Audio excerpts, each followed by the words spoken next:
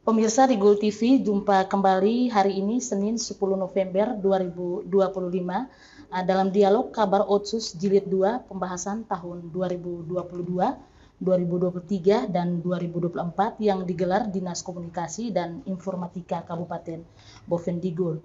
Siang ini kita akan ada dalam dialog kabar Otsus bersama Dinas Pendidikan dan Kebudayaan Kabupaten Bovendigul yang akan menyampaikan klasifikasi belanja yang bersumber dari dana Otsus Jilid 2 tahun 2022, 2023 dan 2024. Saya Agustina Yuniarsi akan memandu dialog kabar Otsus Jilid 2 bersama narasumber yang sudah hadir dari Dinas Pendidikan. Yang pertama saya memperkenalkan diri, ada Kepala Dinas Pendidikan dan Kebudayaan Kabupaten Bovendigul, sudah ada juga Bapak Moses Wandengge. Selamat siang Bapak. Selamat siang. Sehat Pak ya? Sehat. Ada juga dari Kasubag Program bersama Bapak Bayu. Selamat siang Bapak. Selamat siang. Sehat Pak ya? Alhamdulillah sehat. Pemirsa, Otsus Jilid 2 ini adalah program pemerintah yang bertujuan untuk meningkatkan kualitas hidup masyarakat Papua. Program ini merupakan lanjutan dari Otsus Jilid 1 yang telah dilaksanakan sebelumnya. Tujuan utama Otsus Jilid 2 adalah untuk meningkatkan kualitas hidup masyarakat Papua dengan fokus pada peningkatan kualitas pendidikan. Dalam rangka melaksanakan program Otsus Jilid 2 ini, pemerintah telah mengalokasikan dana yang cukup besar untuk melaksanakan kegiatan-kegiatan terkait dengan program ini. Dengan demikian, Otsus Jilid 2 ini diharapkan dapat meningkatkan kualitas hidup masyarakat Bovendigul dan Papua secara keseluruhan. Seperti apa Otsus Jilid 2 yang sudah dikerjakan di tahun 2022, 2023 dan 2024. Kita langsung pada pembahasan kita bersama Dinas Pendidikan Kabupaten Bovendigul yang sudah hadir juga di studio. Mungkin yang pertama di sini saya ke Bapak Kepala Dinas. Yang pertama itu terkait dengan bisa menyampaikan klasifikasi belanja untuk di Otsus di tahun 2022 ini seperti apa nih Pak? Terima kasih pendengar RRI di mana saja berada atau di Vidigul, bahwa berkaitan dengan alokasi dana Otsus Jilid 2, perlu diketahui bahwa pada saat atau pada tahun 2022, pada waktu itu saya belum menjadi Kepala Dinas Pendidikan. Saya baru masuk di 2023, sehingga dalam kesempatan ini saya belum bisa memberikan penjelasan soal anggaran Otsus Jilid 2 di tahun 2022. Jika berkenan, saya akan memberikan penjelasan pada tahun 2023, 2024, dan 2025. Oke. Baik, Bapak Kepala Dinas, mungkin bisa langsung disampaikan terkait dengan apa yang sudah Bapak sampaikan tadi bahwa di 2022 Bapak belum hadir. Mungkin bisa langsung menjelaskan terkait dengan untuk di 2023 ini klasifikasi belanjanya dari Dinas Pendidikannya seperti apa nih Pak? Baik, terima kasih. Memang sesuai aturan bahwa dana Otsus itu diperuntukkan untuk orang asli Papua. Tapi di sisi lain bukan berarti kita menggunakan semena-mena untuk kepentingan orang Papua saja. Kita membagi dana Otsus itu sesuai dengan versi yang sudah ditentukan oleh pemerintah. Itu ada blok grant dan grant. Itu ada dua bagian dana. Tapi semua termuat dalam dana Otsus, gitu. Sehingga pada kesempatan ini saya memberikan penjelasan bahwa di tahun 2023 itu kita mendapat dana Otsus kisaran 27M. Ya, 27M itu kita gunakan untuk ada beberapa item kegiatan yang kita buat dalam program kita di tahun 2023. Kala penting itu juga atau tidak kalah penting juga bahwa tidak semua kita pakai untuk kepentingan fisik. Tentu kita lihat sumber daya manusia, terutama orang asli Papua atau anak-anak OAP. Sehingga pada tahun 2023 itu di sisi lain kita bangun fisik, tapi di sisi lain juga kita kirim anak-anak kami untuk belajar di luar Papua atau di luar Tanah Merah, lain ke Papua atau lain ke Indonesia bagian barat gitu, atau Indonesia Barat lah gitu. Jadi kita di tahun 2023 itu kita ada kirim sekitar jenius itu sekitar 16-17 anak. Ya, itu awal pertama kita kerjasama dengan Yayasan Yohanes Suryo, dan kita kirim itu ada 16-17 anak, 17 anak tapi 2 pulang, sehingga tinggal 15 lah gitu. Sehingga itu sekarang masih berjalan.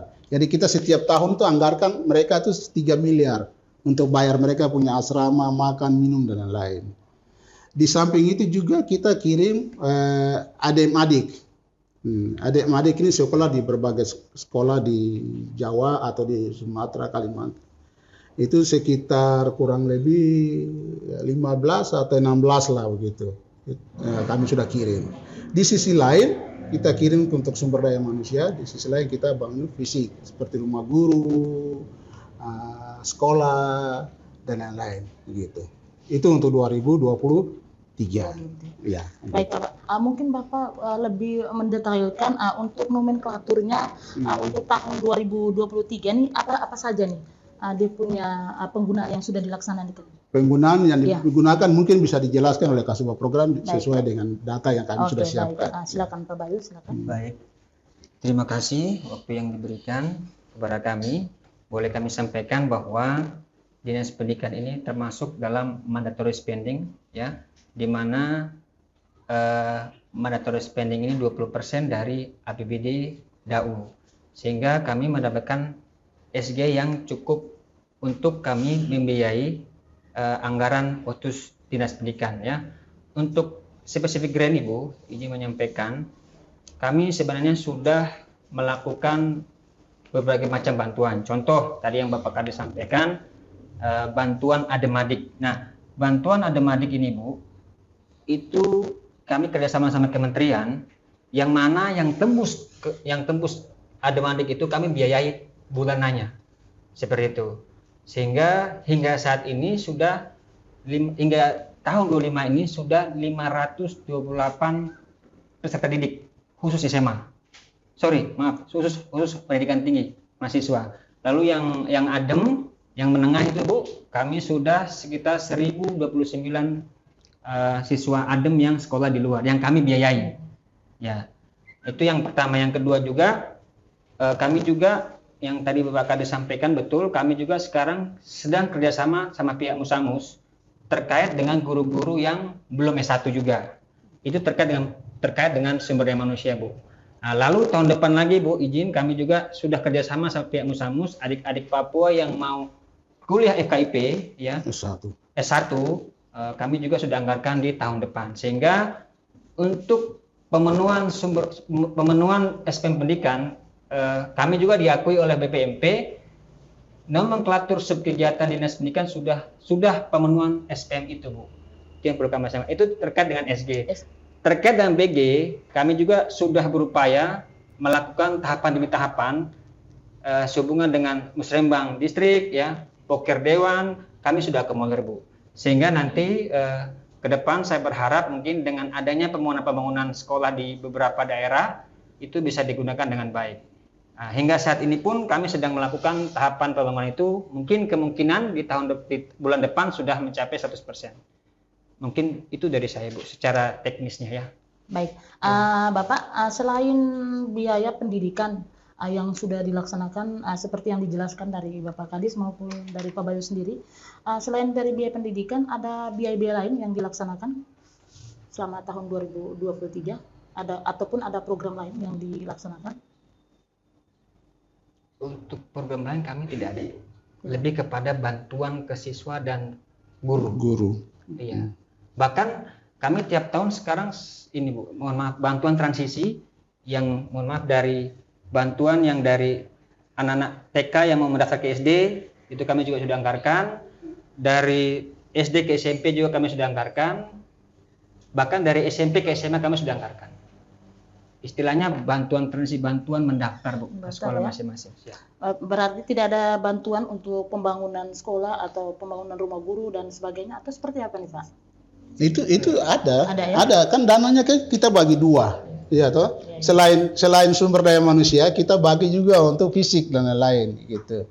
Nah, jadi kalau untuk 2023 itu kita sudah bangun beberapa sekolah, Iya, maksudnya saya itu. ya beberapa sekolah di tempat-tempat di mana kami lihat belum dibangun sekolahnya, kita bangun sekolah Baik. atau rumah gurunya gitu.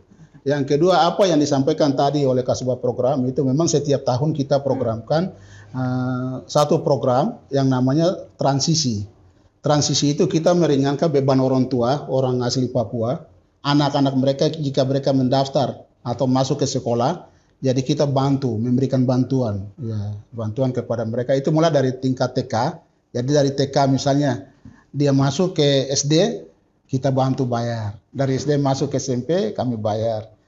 Dari SMP ke SMA kita bayar. Hanya bentuk bantuannya itu bervariasi sesuai dengan tingkat sekolahnya, begitu. Itu yang kita sudah jalani. Dan program itu rutin kita lakukan. Mulai dari 2023 ketika saya masuk, 2004, bahkan sekarang 2005. Nah, Baik, begitu. Baik. Bapak Kadis, sesuai dengan penjelasan dari Bapak tadi terkait dengan fisik yang sudah dilaksanakan atau yang sudah dibangun tadi, untuk lokusnya itu di mana saja nih Pak? Lokus itu kalau saya lihat di rencana kerja kita, ya itu banyak. Ya itu saya tidak bisa sebut di sini karena itu banyak. Artinya tersebar di 20 distrik dan 112 kampung begitu. Nah, itu ada beberapa distrik yang kita bangun, ada yang belum. Nanti kalau misalnya tahun 2003 kita tidak bangun di distrik A misalnya di distrik Jani Rumah, nanti kita lihat lagi ke distrik lain, misalnya di Ambat Kui atau di Povi dan lain-lain begitu. Nah, gitu. Baik Bapak, untuk di tahun 2023 yang sudah sedikit lagi sudah mau habis ini, dari 2005. Yang dari di 2025 ini untuk pembangunan fisiknya sejauh ini yang sudah terbangun tuh sudah berapa distrik yang dilaksanakan ini Pak? Kalau di 2025 ini ada beberapa distrik yang kita bangun. Salah satu contohnya kita ada bangun SMA persiapan di Fofi. Ya, itu di 2025. Kemarin saya sudah bicara dengan Pak Bupati, jika semuanya berjalan baik nanti di tahun 2026 ketika tahun ajaran baru kita akan resmikan sekolah itu SMA negeri, ya, SMA negeri Fofi. Dengan sendirinya nanti dari Tanah Merah ini kita ada 4 SMA akan menjadi 1 tambah 1 menjadi 5 SMA dan SMK juga nanti ada 5. Sehingga itu kita sudah programkan atau kita sudah bangun. Yang kedua di tahun 2025 ini kita lebih banyak mengisi kekosongan bangku dan meja atau kursi meja di hampir setiap sekolah kami isi mebeler itu. Sehingga menurut saya hampir ya kurang lebih ya mau bilangnya 60% lah, 70% lah kita sudah mulai isi bangku-bangku karena pada awalnya 2023, 2024 itu kita bangun fisik sekolah-sekolah tapi kita belum isi dengan meja atau kursi, papan tulis dan lain-lain. Itu tahun ini kita mulai isi begitu. Dan bagi saya sudah hampir terisi semua, hanya beberapa sekolah yang mungkin nanti kita tambahkan di 2026 gitu. Oke, baik Pak Bayu dan Bapak Kadis, terkait dengan pembangunan yang di Fofi tadi, ada berapa ruangan yang sudah dibangun ini Pak? Jumlah volume ruangannya berapa banyak? Sementara kita dua dulu, karena berdasarkan laporan dari SMP di Fofi, SMP negeri di Fofi bahwa jumlah murid itu banyak. Ya, jadi kita pikir-pikir daripada anak-anak itu datang sekolah di Tanah Merah dan lain, mungkin sebaiknya kita bangun SMA di sana sehingga adik-adik kita yang tamat SMP di Fofi atau di sekitar itu di Bade atau apa, mereka bisa masuk SMA di situ. Nah, sehingga memang menurut catatan kita bahwa di Fofi itu banyak kampung dan jumlah muridnya banyak, sehingga ya kita lebih memilih cobalah kita bangun salah satu SMA di situ sehingga mungkin adik-adik atau anak-anak yang sekolah atau tamat SMP bisa termuat di situ, tertampung di situ di SMA. Kami coba dulu lah begitu. Dan itu sudah selesai. sekolahnya sudah selesai dan kami sudah isi meja, bangku, lain-lain kita sudah isi papan tulis, tinggal kita resmikan saja. Kita resmikan saja. Berarti selama ini dari pihak dinas sudah melihat secara langsung di sana ya, terkait dengan pembangunan bahkan dia punya isi fasilitasnya di sana Pak ya. Betul. Nah, baik, mungkin untuk di tahun 2024 ini Pak, untuk dana otsus jilid 2 tahun 2024 ini nomenklaturnya yang sudah dibuat di dinas dari Dinas Pendidikan sendiri apa saja nih Pak? Itu kita biasa lakukan misalnya kalau 2003 kami bangun di misalnya di contoh lah di FOFI atau di sana, terus di 2024 itu belum terbangun ya kita bangun di tempat lain, di distrik lain atau di kampung lain begitu. Berdasarkan hasil musrembang dan juga hasil pokok pikiran dari dewan, hasil mereka reses.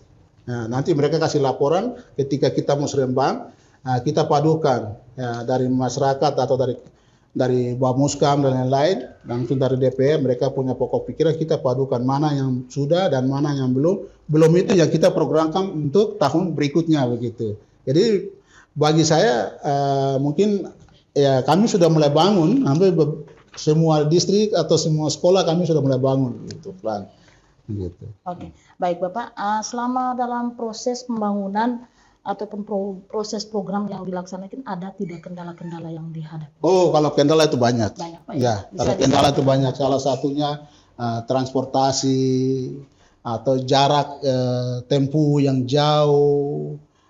Terus belum lagi masyarakat mereka punya hak sebagai hak wilayah tanah itu. Betul.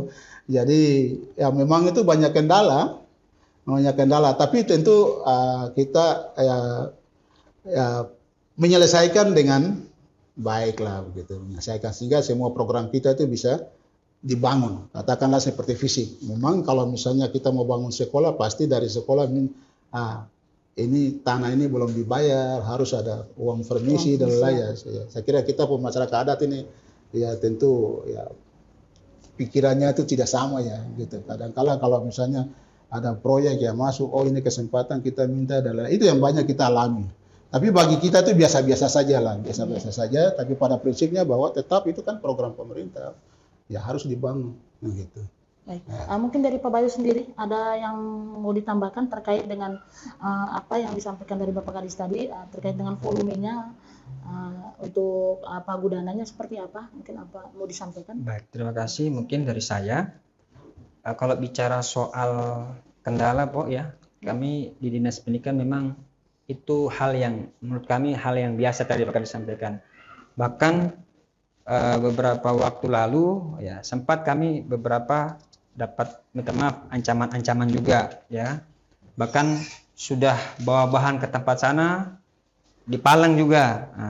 Dalam hal ini Pak Kadis sudah ambil alih, kami sepakat dengan tim dinas, dalam tim barang dan jasa panitia, kami hadir di tengah-tengah mereka menyelesaikan masalah itu dengan baik. Kalau bicara volume Bu, izin kalau aturan barang dan jasa kami di Dinas Pendidikan ini kan kami mengikuti Perpres 16 yang terbaru. Sehingga dalam tahapan pelaksanaan kontrak kami tidak luput dari hal itu, Bu.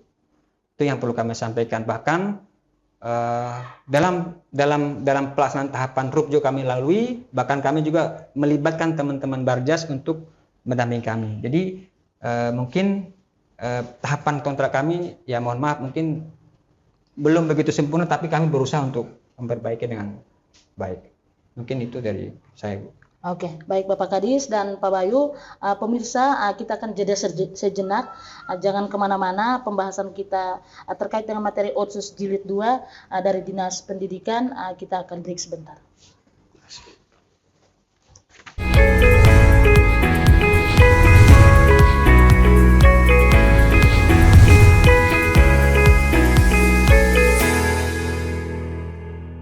Kembali lagi pemirsa, kita akan melanjutkan diskusi terkait dengan materi Otsus Jilid 2 dengan Dinas Pendidikan dan Kebudayaan Kabupaten Bovendigul.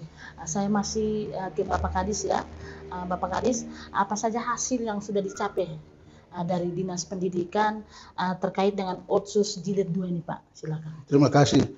Tentu kita punya target ya. Ya, saya ketika masuk di Dinas Pendidikan itu saya punya target, ya. Saya punya capaian. Ketika misalnya saya nanti pada satu saat saya diganti, minimal ada beberapa proses yang saya jalani itu sudah bisa ya tidak 100% tercapai, tapi paling tidak mungkin 70 atau 80% itu bisa tercapai.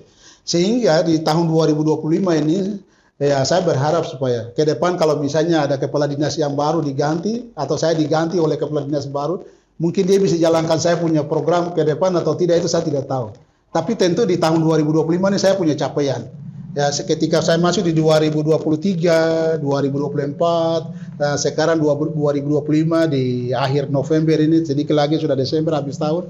Ini saya berharap supaya pertama itu fisik, ya fisik yang kita sudah bangun di sekolah-sekolah ini. Ya bagi saya itu ya tidak 100% tercapai, tapi selama saya ada di Dinas Pendidikan itu ya sudah mulai 60-70% lah. Saya berharap mungkin ke depan atau tahun ini sedikit-sedikit kita benahi sehingga fisik-fisik itu seperti sekolah atau rumah guru dan lain-lain itu bisa kita benahi pelan-pelan tergantung anggaran kita yang disediakan gitu. Baik. Yang kedua, saya tidak berpikir terlalu dominan ke fisik, tapi saya berbagi juga ke sumber daya manusia, khusus kita OAP. Sehingga ketika misalnya saya turun dari Dinas Pendidikan, misalnya saya tidak jadi kepala dinas, saya tentu punya harapan atau saya pasti berpikir bahwa oh ada anak-anak atau adik-adik saya yang sekolah. Nah, makanya di beberapa tahun di 2023 itu ada anak-anak yang kita sekolahkan ke Jenius, adik-adik kita sekolahkan. Nah, terus 2024 juga kita sudah kirim dan 2025 ini kita sudah kirim dan kita ada kerjasama juga dengan Musamus. Sehingga di tahun 2025 ini ada 51 guru OAP yang belum memenuhi sertifikasi guru. Kita sekolahkan supaya mereka bisa S1 sehingga kualitas guru itu bisa terpenuhi sehingga mereka bisa layak jadi guru sekolah dasar. Sehingga kita ada kerjasama dengan Musamus dan itu sudah berjalan. Saya berharap 51 orang ini, tapi ternyata ya satu sudah dipanggil pulang oleh Tuhan sehingga satu sudah meninggal. Jadi tinggal 50. Tinggal 50. Saya berharap dan saya sudah bicara dengan pihak Musamus, mudah-mudahan kalau semua berjalan 2027 sebelum saya pensiun itu semua tuh mereka sudah bisa harus wisuda. Itu. Yang berikut Jenius. Ya, Jenius tahun ini kami tidak terima, tapi kami sudah terima dari 2023, 2024. Itu yang kita sekolahkan. Karena satu tahun anggaran itu besar, 3 miliar kita bayar. Sehingga tahun ini kita tidak terima, tapi maksud saya mereka selesaikan yang ada itu dulu, baru kita bisa lihat lagi. Terus adik-adik ini kurang lebih 416, banyak sekali. Itu tersebar di seluruh Indonesia. Sehingga itu tanggung jawab kita, Dinas Pendidikan dalam hal ini Pemda Bovendigul untuk ya harus menyekolahkan mereka sampai selesai. Gitu. Yang berikut KPG, kita lagi kirim lagi adik-adik kita sekolah di KPG 47 siswa-siswi. Dan itu kita harus tanggung sampai mereka selesai. Jadi itu saya punya harapan, saya punya target bahwa mereka ini harus selesai semua. Sehingga saya tidak sia-sia di Dinas Pendidikan, paling tidak ada hasil yang saya capai gitu. Yang berikut, ya saya lagi benahi kantor Dinas Pendidikan sekarang. Yang dulunya saya masuk itu ya belum begitu bagus, sekarang saya lagi benahi kantor gitu. Sehingga ketika misalnya saya sudah tidak jadi kepala dinas lagi, ada kenangan yang saya kasih tinggal. Ada kesan yang baik untuk saya kasih tinggal. Begitu. Jadi tentu kita punya harapan, kita punya target. Ya, kita dulu di dinas, jangankan saya, pasti kepala dinas lain juga punya pikiran seperti itu. Tentu ada target yang dicapai. Gitu. Jadi minimal bagi saya ada di Dinas Pendidikan itu, ya sekolah-sekolah bisa berjalan dengan baik. Fisik sekolah-sekolah itu kita bisa bangun dengan baik, rumah-rumah guru kita bisa bangun dengan baik, adik-adik kita kasih sekolah juga dengan baik, sehingga ya sumber daya manusia Bovendigul juga bisa bersaing dengan orang di luar dari Kabupaten Bovendigul. Itu harapan saya. Baik, Bapak Kadis, terkait dengan Otsus Jilid 2 ini, untuk di tahun 2025 ini, ada hal-hal yang mau disampaikan atau ada harapan tersendiri untuk di tahun 2025 ini seperti apa nih? Yang pertama begini, di 2025 ini kan kita banyak anggaran, jadi dipotong efisiensi anggaran yang besar-besaran. Sehingga ada beberapa program yang kita sudah programkan, sudah termuat di DPA kita, ternyata itu kita tidak bisa lakukan karena anggaran-anggaran kita itu terpotong, terpangkas habis, sehingga itu kami tidak bisa buat apa-apa. Jadi ada beberapa program yang kami tidak bisa buat. Itu yang pertama. Yang kedua, ya kita jalan dengan apa yang ada, anggaran kita yang ada. Jadi ya saya berharap supaya mungkin tentu tidak semaksimal apa yang masyarakat harapkan. Kadang-kala masyarakat itu mereka sorot kita, tidak apa-apa, tidak buat. Tapi kita sudah buat, kita sudah lakukan. Jadi saya berharap supaya apa yang kita lakukan ini bisa berguna bagi, ya, terutama dunia pendidikan ya, sekolah-sekolah, guru dan lain-lain itu bisa dirasakan gitu. Ya, dan dampaknya akan ke masyarakat gitu. Dan kalau misalnya ke depan itu berjalan bagus, ya program yang kita lakukan lagi ya tetap kita kuliahkan. Saya lebih terfokus ke sumber daya manusia ketimbang nanti fisik dan lain-lain. Itu mungkin 2003, 2004, 2005. Tapi di 2025 ya saya sudah bicara juga dengan Pak Bupati dan saran Pak Bupati bahwa nanti tahun 2025 itu kita lebih terfokus ke sumber daya manusia. Makanya kita coba programkan dengan beberapa program yang menyangkut ke sumber daya manusia. Begitu. Oke, baik Bapak Kadis dan Pak Bayu, sebagaimana Dinas Pendidikan dan Kebudayaan Kabupaten Bovendigul untuk selama ini memastikan bahwa dana otsus digunakan secara efektif dan efisien, itu seperti apa Pak? Ya, kita kan sudah ada juknis pelaksana anggaran otonomi khusus, gitu. Sehingga kita harus gunakan sesuai dengan itu, karena kita kan diperiksa. Ya, ada audit BPK, ada pemeriksaan inspektorat, bahkan sampai kejaksaan. Jadi kita tidak bisa lenceng dari apa yang diprogramkan itu. Kita tetap menggunakan anggaran sesuai dengan juknis yang sudah dilakukan, dikasih, begitu. Ya, seperti kalau misalnya ke fisik, tetap ke fisik. Kalau ke sumber daya manusia untuk pembiayaan anak-anak sekolah, studi, dan lain-lain itu tetap terarah karena begitu. Baik, mungkin dari Pak Bayu sendiri ada hal yang mau ditambahkan terkait dengan pembahasan kita di Otsus Jilid 2 ini, Pak? Ya. Kalau saya tadi terkait dengan apa pengawasan ya, karena mungkin lebih perkuat tim pengawasan dinas, Bu. Ya, memang selama ini dinas pendidikan ini mengawal tahapan pelaksanaan fisik ini, Bu, izin itu melalui kalian punya teknis dinas saja, pegawai dinas saja, yang menurut kami masih banyak kekurangan. Namun kami lagi berusaha terus memperbaiki ya, hingga kemarin juga kami sudah melalui rangkaian itu. Nah, itu mungkin dari kami. Mungkin kami lebih perkuat tim dinas terkait konsultan, terkait tim pengawasan dalam ini panitianya dalam hal fisik, Bu ya. Karena itu kalau kita lemah, tadi berkaitan dengan data yang kurang, mungkin kekurangan lapangan di sana tidak kami ketahui, sehingga itu mungkin butuh satu pengawasan yang kuat. Kepala Dinas pun kemarin sempat membriefing kami, sempat memarahi kami juga izin, sehingga kami dalam hal ini saya sebagai tim teknis juga membantu PPK akan berusaha untuk bagaimana Dinas Pendidikan ini ke depan semakin baik dalam hal pelaksanaan kontraknya, Bu. Pengawasan fisiknya, bahkan pengawasan dalam sisi konstruksi-konstruksi. Mungkin itu dari saya, Bu. Oke, baik Bapak Kadis dan Pak Bayu. Untuk Otsus Jilid 1 dan Jilid 2 ini ada tidak perbedaan antara Otsus Jilid 1 dan Jilid 2 ini, Pak? Kalau perbedaan sih saya tidak lihat, tapi tentu itu kita mengacu di program-program yang kita sudah programkan gitu. Ya. Oke. Baik pemirsa di Gul TV dimanapun Anda berada, kurang lebih hampir 1 jam kita akan ada dalam dialog. Namun sebelum menutup rangkaian dialog kita pada siang hari ini, mungkin ada pesan atau harapan yang mau disampaikan dari Bapak Kadis maupun dari Pak Bayu sendiri. Silakan. Ya, terima kasih. Kalau bagi saya, ya yang pertama memang ada banyak hal kekurangan yang kita lakukan selama ini. Jadi mudah-mudahan ke depan itu kita bisa benahi sehingga proses belajar mengajar atau dunia pendidikan itu bisa berjalan dengan baik. Yang kedua, memang kendala yang saya alami selama saya masuk di Dinas Pendidikan itu sampai sekarang itu ya bagi saya ya SMA, SMK, SMP itu berjalan bagus. hanya cuma SD karena banyak teman-teman kita guru SD itu ya hampir tidak pernah ke tempat tugas, sehingga mereka banyak tinggal di Tanah Merah, sehingga itu ya menjadi sorotan masyarakat untuk kita bahwa kebanyakan guru-guru tidak pernah ada di tempat tugas, sehingga guru SD di kampung-kampung itu tidak berjalan. Dan itu memang kita akui, itu kekurangan kita. Memang sering kita memberikan himbauan, teguran, tapi ya begitulah manusia kita.